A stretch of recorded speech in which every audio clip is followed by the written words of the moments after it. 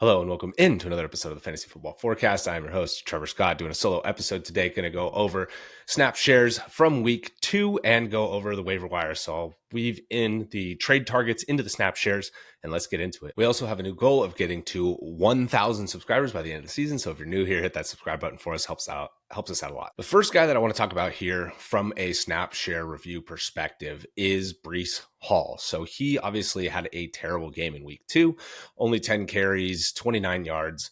Offense didn't really get it going at all. Justin Fields got hurt, has a concussion, but I did want to break down his snap percentage because seeing that he still played 30 snaps, still ran 15 routes, and had a majority of the work in the backfield, I think is something that's super important to highlight. 73% snap share before the game got out of hand and they put backups in. The 15 routes run was a little bit discouraging because that was only 50% route participation. But the fact that it was more than Davis, more than Allen, and a lot of that came on early downs, I think is still encouraging. Now, is he going to have this huge passing game role? No, we already knew that wasn't going to be the case with Justin Fields at the helm. But the fact that he had a bad game, I think, presents a unique buying opportunity here. We were very worried in the preseason that he was going to be getting 50% snap share, that these three guys were going to be splitting relatively similarly, but they're just not. It's been all Breece Hall. And so moving forward, I do think that you should absolutely be looking to buy him off of this bad performance. Now, what could you get for him? I don't know. If you had Alvin Kamara and you wanted to go try and trade for Breece Hall, Kamara coming off a 100-yard game, I think that's something that you might be able to do to trade up to get Breece Hall. And I would probably prefer Breece Hall rest of season at this point. Surprisingly, that's coming from me, somebody that was definitely a Breece Hall hater throughout the offseason. But Kamara obviously reduced passing game role, although he did get 6 catches in this past game. So that was good to see that had upticked. But overall, I expect Breece Hall to be very good. I expect him to bounce back, no problem from this. And as long as he's going to continue to get 70% snap shares, he's going to be a great player this year. So hopefully he will have games moving forward where he looks better than this on the ground. And I fully expect that to happen. But the role is really what we're looking for here. I'm very excited about Breece Hall moving forward. Next guy up here that I want to talk about is the Kenneth Walker and Zach Charbonnet breakdown. And obviously last week I expressed huge concerns about Kenneth Walker, and then he comes out and has a monster game, 13 carries, 105 yards, and a touchdown. But what I did want to highlight here is that Zach Charbonnet still had 15 carries. He only turned it into 10 yards, so obviously that's rough to see. But Charbonnet was still on third downs. Charbonnet was still at the goal line, and so you see in the snap shares here, right, 36 snaps to 23, Charbonnet to Walker, and that's something that still really, really is going to be concerning to me. I just am not in on Ken Walker with this type of snap share. His touchdown was, I don't want to call it lucky, but it was an unrepeatable type of play. It was 3rd and goal at the 19, and he got in on a rushing touchdown. So overall, I'm still very concerned about the workload. Maybe this will swing it back towards him a little bit because of how much better he performed than Zach Charbonnet. But the 3rd down role and the goal line role, I don't know are going to go back to Walker. So until we see a changing of the guard there, I'm going to continue to express a lot of concern about Kenneth Walker. So keeping it in Seattle here, I do want to highlight Cooper Kupp and how he had a terrible week 1, but in week 2, he was much better, much more involved. You see 10 targets versus 9 against Jackson Smith and Jigba. And I did want to just highlight here that he ran just as many or a couple more routes than Jackson Smith and Jigba, and that I expect him to be mostly fine moving forward. I was higher than Matt on Kupp in the offseason, and in a dynasty league, I actually did cut Cooper Kupp after week 1. Probably shouldn't have done that. That was a little premature. So if he came out on anybody's wires, I would be looking to acquire him. And also, if he's at the end of somebody's bench, somebody still isn't bought in on Kupp, somebody's still worried about that role, that's a player that I think you can acquire for relatively cheap. And so, say you have a Keon Coleman that went off on your bench in week 1, not so good in week 2. And maybe there's something there where like you can trade Keon and get Cooper Kupp plus another running back in return, maybe like a Jalen Warren with Keon Coleman, something like that. I think Kupp can be a solid replacement as your first bench receiver moving forward. So he's somebody that I would be looking to try to acquire as a bench move, as somebody who I think can actually improve your overall roster, right? Not as somebody that you're going to be looking to start right away, I don't think. But overall, I think that we can take a sigh of relief here with Kupp and make sure that we see him for who he is. When he's out there, he's usually pretty good. And I think that Sam Darnold will be leaning on him moving forward. Next guy up, we're going to talk about a couple rookies on this slide now. And the first one is a bummer, unfortunately, is pretty negative, is Trevion Henderson. So we see here only 3 carries, 10 yards. He did have 2 catches for 30 yards, but the usage is what's just not good at all. Like Ramondre dominated snaps, early downs. He ran the most routes. He had the most targets. He actually led the team in receiving this week. And, even though Trevion Henderson's still with 19 ahead of Gibbs, Gibbs actually had more carries than him even as well. So I'm not saying that it should be this way. I really was hoping that Trevion Henderson was going to take another step forward after last week, because he was used quite a bit last week, but this was a major, major step back. And in this sort of usage, this isn't somebody you can even start. So I don't think that this is somebody you want to trade low on. I do expect as the season progresses that he's going to continue to get better, but this is someone that we maybe should have listened to the preseason noise on a little bit more, or bought into maybe a little bit more of what was happening on the field, because he ran behind Ramondre in the first preseason game. He ran behind Gibson in the second preseason game. And so, it's just something that's super unfortunate, because this is somebody that we both had incredibly high hopes for, that if he's not going to get a more sustainable or sizable role, that he's going to continue to struggle from a fantasy perspective until that happens. The next guy that I want to talk about here over on Cleveland, also, unfortunately, the role just vanished, was Dylan Sampson. So I had kind of hoped that we would see Dylan Sampson kind of hang on to a role or take over a little bit of Jerome Ford's role once Quinshon Judkins was back, but that didn't happen at all. I mean, he only got 4 carries, and a couple of those came on the very last drive when they were getting blown out.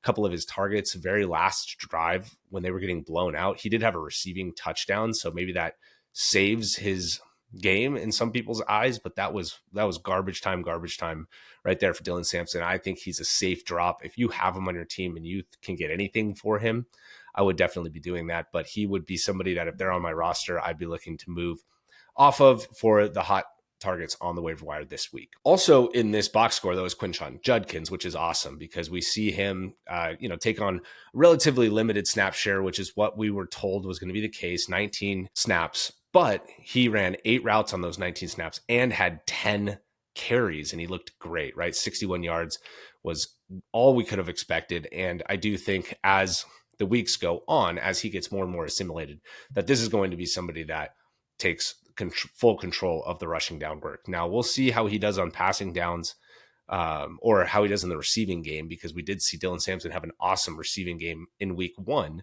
So if Judkins does take on some of that too, we could see a top 20 running back here very, very quickly for Quinshon Judkins. So if somebody's not aware that this is a situation in flux in your league, Judkins was obviously pushed way down boards because of the uncertainty during draft season.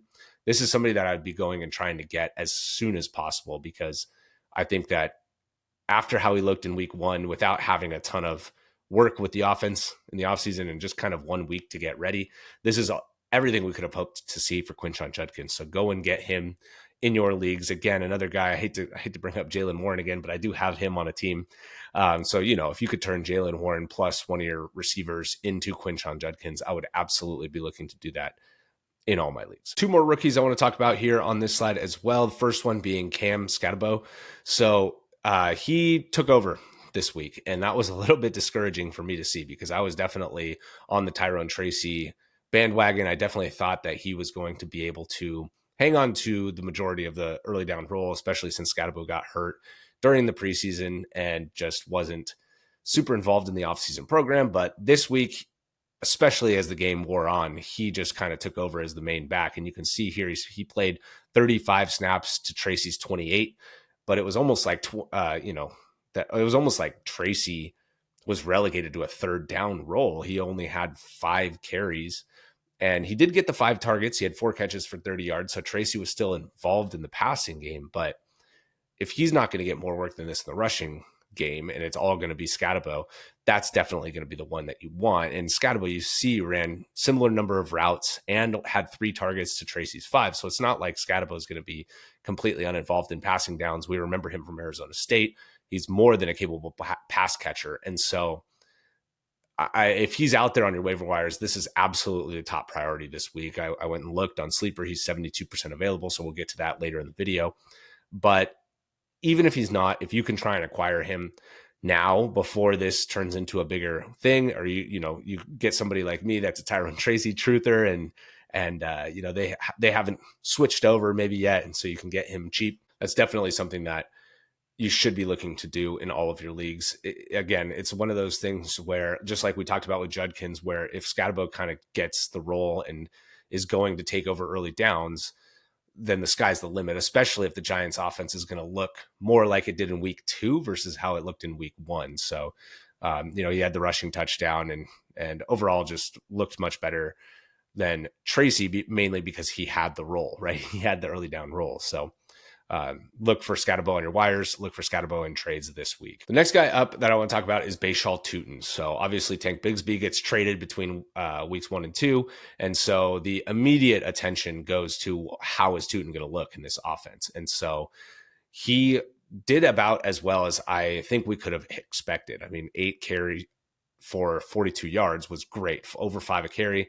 He also had a couple receptions, and he wasn't going to play a ton of snaps because we knew Etienne from last week played 70% of the snaps. He played 70% of the snaps again this week, but as a change of pace, he was great. He scored a receiving touchdown, and so I do think that he's going to be involved in this offense more and more and more as the season goes on. So if you have him on your team, for sure hold tight. And if you don't, and maybe another guy that you can acquire cheaply, I can't imagine somebody's going to be willing to just part with Tutin. So, the asking price might exceed even where I think his value is right now. And that's okay, right? I think for the most part, we're going to want to see how this turns out. But on waiver wires, this is absolutely another guy that you need to put a decent sized bid on this week if he's out there in your leagues. Next guy up, I have already mentioned a couple times because I am big on this player, is Jaylen Warren. So last week, it was split a lot between him and Gainwell. Gainwell actually outsnapped him. I was getting a little bit worried about what his role was going to be. And then this week, it kind of alleviated a lot of my concerns. So he plays 36 snaps to 26 snaps for Gainwell. So Gainwell still was out there on quite a few third downs, still involved, but Warren was out there on a lot more third down plays than he was in week 1, which is exactly what I was hoping to see, right? So 14 carries for 50 yards, not great on the ground, but he did have a couple catches, and obviously he had the huge play, right? The 65-yard reception. So he ended with 86 receiving yards. And so if he's going to be more and more of the workhorse back as we move forward, he's going to be a running back 2, if not a flex, right, in that area, just outside the top 20 running backs. And Rodgers is running the offense pretty well. And I do think that Warren overall is somebody that you want to be targeting now at this point. Again, if you have somebody that still thinks Caleb Johnson's going to be involved, this is the time to go get Warren, right? So Caleb Johnson, only 1 carry, 2 snaps, and he made a bad play on special teams as well. So I don't know what to think about Caleb Johnson. It's so bizarre because we both liked him so much in the pre-draft process. And then now it's just been like relegated to maybe special teams or maybe game day inactive for a while. Like, I don't know what to do or think about Caleb Johnson. So Jaylen Warren's the guy here. If you have somebody that doesn't need the depth, or somebody that drafted him really late in drafts and is willing to trade him for a receiver, for example, like if the team that has Warren has a lot of running backs, but not a lot of receivers, needs receiver help, that's something that I would be looking to do now.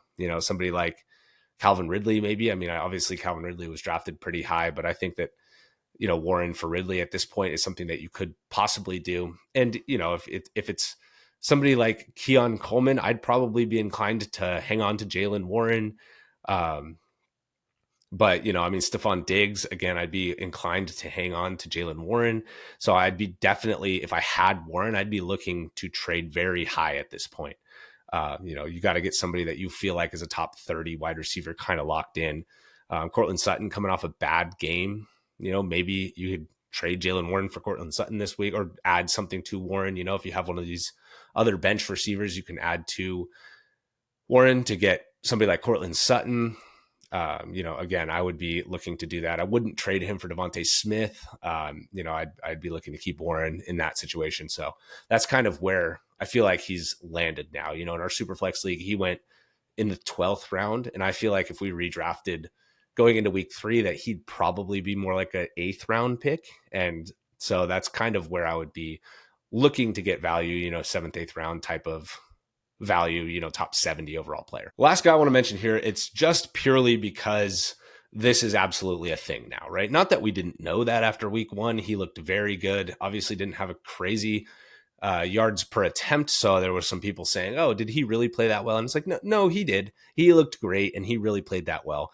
And is Javonte Williams, right? So 18 carries, 97 yards and a touchdown. He had a 30-yard touchdown, and Miles Sanders actually vultured another touchdown on one of his 5 carries. So, I just think that this is wheels up here. He's one of the main offensive pieces in Dallas. He looks awesome. He played 64 snaps to Miles Sanders 20. Obviously, this game went into overtime, so maybe it was a little bit inflated, but he also had 6 receptions, too, in this game on 7 targets. It says he has 6 targets there, but he had 7. And so Javonte Williams, I'm all aboard the train. If you have him, you're holding tight. If you don't have him and you're trying to trade for him, you better expect to pay a very steep price here because, again, I just mentioned Warren's probably a 7th, 8th round pick in our Superflex 10 teams.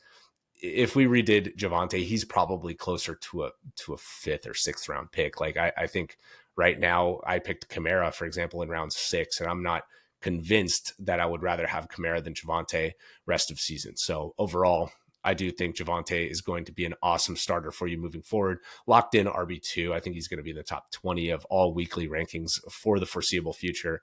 And just highlighting how much he actually played. I mean, he is the only game in town. Sanders is going to be mixed in a little bit just to give him a breather here and there. But all aboard the Javonte train. He is so far through 2 weeks looked like the absolute steal of it. Going into some receivers now, the first guy I want to talk about is Rome Odunze. So I basically just a victory lap if you drafted Rome Odunze. This was somebody that I was hesitant to move DJ Moore up because I was just so concerned that Odunze was going to be the one. And through 2 weeks, he just looks like he's the number 1 in the offense. So you see here, obviously, he had the monster game this week, 7 catches, 128 yards, and 2 touchdowns. But he also had 11 targets to DJ Moore's 6. And I was looking at some separator info, too, and he was separating at a greater rate in this game than DJ Moore was. Obviously, that's a tiny, tiny sample, but it's just something that I think can be shown that it wasn't just a fluke game, that he actually is getting open and that Caleb Williams is looking for him. Ben Johnson is looking to use him. And so overall, I just expect this to continue to grow and continue to break out here as a second-year player for Rome Odunze. 9th overall pick in the draft last year, too. Like, we can't sleep on that draft capital. I definitely expect more and more from Rome Odunze as the season goes on. And I think that this is going to end up being, again, one of the best sleepers that you could have got. So if you're going to trade for him, again, somebody you got to expect to kind of trade a lot for at this point, I think. Maybe you can add DeAndre Swift to a Xavier Worthy if since he's hurt, banged up, maybe somebody needs a running back, will do that. Or, even trade up even higher than that, like Cortland Sutton, again, somebody I bring up just because he had a bad game. So if you're going to trade up to Cortland Sutton from Rome Odunze, I'm not even sure you'd want to do that at this point. So, if I had Rome Odunze and somebody's trying to get something in addition to Rome for Sutton, I would probably be like, no, I was kind of expecting that, I could get something in addition to Sutton for Odunze. So that's kind of where I think he is. Again, another guy that I think would be in that 5th, 6th round range if we were redrafting now, just because of how much his targets have shown out, how good he's looked through 2 weeks. So looking at the snap shares here, obviously with receivers, it doesn't matter quite as much as running backs, but led the team in snaps, led the team in routes, led the team in targets, and I think that's just going to be more of the same moving forward. On the Denver side here, we see Cortland Sutton with that 1 for 6 that I've been talking about, but the main guy I want to highlight here is Troy Franklin. So you see he led the team in snaps, he led the team in routes run, he led the team in targets, and even had a carry. So is that going to happen very often? Probably not.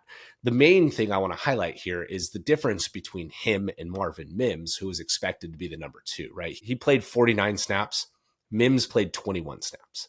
It's just not even close. Like, Franklin is the wide receiver 2 on this team now, and he's going to have games like this if he's out there this much, right? He has 8 for 89 and a touchdown. Obviously, there's a tangible and real connection between him and Bo Nix. They played together at Oregon. And so mainly just want to highlight Franklin as somebody that is growing into a sizable role here. And we mentioned him on Beat the Waiver Wire last week, but I don't think either of us expected anything like this. Obviously, we were talking about a role, how he played on 59% of the snaps. He played more snaps last week too than Mims. And then this week, it's like not even close. He over doubles him up on snaps. So I expect more good things from Troy Franklin as long as he's out there. Does Pat Bryant get more involved? I'm not sure, but you see him down there with 15 snaps, and I know they have high hopes for him as well. So we'll see how the wide receiver 3 kind of shakes out. But for right now, Troy Franklin is locked and loaded as the wide receiver 2 in Denver. Absolutely somebody you need to go add off of waiver wires this week. Next guy up is Juwan Jennings, and we'll mix this in with Ricky Pearsall, so the San Francisco wide receiver situation. And you see here that they played the same number of snaps, ran the same number of routes, but it was Juwan Jennings that had 10 targets to Pearsall's 6. It was Juwan Jennings that scored the touchdown. And I know Jennings had a couple bad drops in this game, so hopefully that doesn't necessarily impact him. But this is why I wasn't necessarily as sold on Pearsall in the preseason, is because I was concerned that with McCaffrey, Jennings, Kittle, and eventually Ayuk, that Pearsall would kind of end up fading into the background, even though he's such a good player in his own right. But the fact that Jennings was healthy to start week 1 and is back out there in week 2, 5 for 90 and a touchdown, just out targeting Pearsall significantly in this game. If there's still Pearsall truthers out there and you have Pearsall, that's somebody that I'd be looking to trade away this week. I definitely want to try and get as much as I could for him. And a guy specifically, not to talk about the same guys over and over, but Jaylen Warren, if you can get him, if you can get DeAndre Swift, somebody, or you can get David Montgomery, somebody in that running back 20 to 25 range for Pearsall, that's something that I think you could actually plausibly do this week. And that might not be there in a couple of weeks if this continues with Jennings getting the most targets and with Kittle's impending return and Ayuk's impending return. I feel like it's just going to continue to be arrowed down for Pearsall as the season goes on, which, again, I don't know if that's entirely fair because he is such a good player, obviously, but that was never what I was concerned about, right? It's just how many players they have. Another element playing in here too is that Mac Jones is going to be the quarterback at least for another week, maybe another month. So it looked like Mac Jones was just kind of locked on Juwan Jennings and that Pearsall was the 2 in the room. So, and obviously McCaffrey is going to continue to get his target share. So I'm in on Jennings. If you have him, you likely got him super late. So I would kind of hang on to him. I don't think you're going to get fair value for him on the market. If you can, or if you're getting a good offer for Jennings, then I would consider moving him. But until we see another week or two where, if he's going to get 10 targets again next week, like that's not somebody that I'm just looking to trade away for anybody. I would be looking to push him back up into the top 30 wide receivers if we see this again next week. Next up, Baltimore receiving. This couldn't have gone any better for Zay Flowers. So I did want to highlight this because led the team in route run, led the team in snaps, led the team in targets, and had a carry. 11 targets, right? That's the huge number for me because they were absolutely blowing out the Browns this week. And Flowers still had 11 targets. And you see some of these guys that had 2 targets, I'll get all the touchdowns, Hopkins had a touchdown on 2 targets. Walker had 2 touchdowns on 2 targets. And Wallace had a touchdown on 2 targets. It's just like, dude, none of those could have gone to Zay Flowers. So that's a little bit what we were talking about in the offseason about Flowers, is that he only had 4 touchdowns on 41 touchdowns from Lamar. So maybe he'll continue to struggle a little bit in that category, but I think he can get up to 6 or 7. And in a game that they were winning big, the fact that they continued to go to Flowers, I think, has his arrow pointing up. And obviously that's coming from one of the biggest haters on Zay Flowers in the offseason. I just did not think the consistency was going to be there. It was just too much hit or miss basically on Flowers, but he hit both weeks now and the target volume has been huge. Mark Andrews has been pretty much uninvolved, which was another guy that was taking targets away from him in these type of games, but that doesn't seem to be the case anymore. And so, I'm unfortunately going to say here that I think I'm probably going to be wrong on Flowers this year, in that, a lot of people had him ranked as wide receiver 24. He was completely off my boards at that point. But so far through 2 weeks, it's looking like he could pay off that draft capital. All right, so that's the snap share review this week. A little bit of buy low, sell high mixed in there as well, some trade advice throughout there. And I will try to continue to roll trade advice into snap shares and into rolls and into what we're seeing here. So hopefully you guys like that format. Going into the waiver wire now, I'm going to try and keep this super short. So in your superflex leagues, you're looking for Jake Browning. That's the big prize this week because Joe Burrow is going to be out for 3 months with that turf toe issue. Carson Wentz should get 2 to 4 starts here because JJ McCarthy is going to be out with that ankle injury. Mac Jones, he looked great in his first start. So if you get a chance to scoop and play him this week, if you have any of these injuries and he's still out there, you definitely want to take a shot on Mac Jones. I do think, again, they get a good matchup again this week, and I think he can exceed or be very viable, right? He was a top 10 quarterback and from a fantasy football perspective this past week. I think he can do that again, or top 15 maybe, but be very serviceable.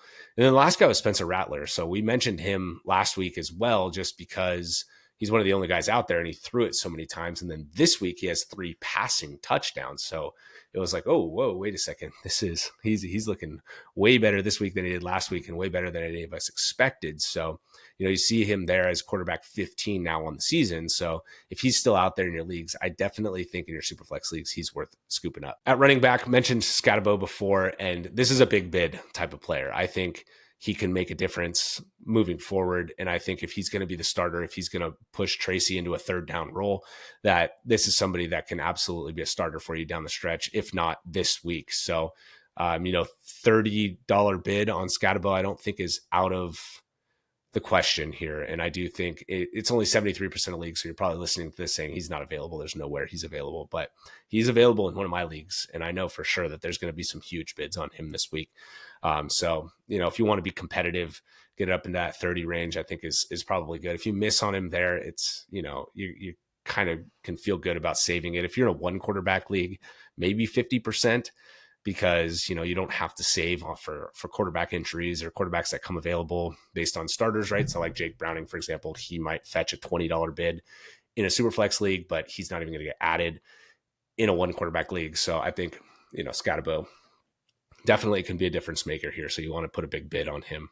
Bashal Tutin, if he's out there, I think $10, anywhere between $5 and $10 is good. I wouldn't go crazy here just because he still is going to be behind ETN. You saw he still didn't even play 30% of the snaps this week. I think that role will grow, but I don't think it's going to grow so much where it's going to be like 50-50 with ETN or anything like that. So overall, I would love to have him on my team though. So, if you have a spot, you have Caleb Johnson on your team still, something like that, and you can replace him with Tutin for $5, I think that's worth it.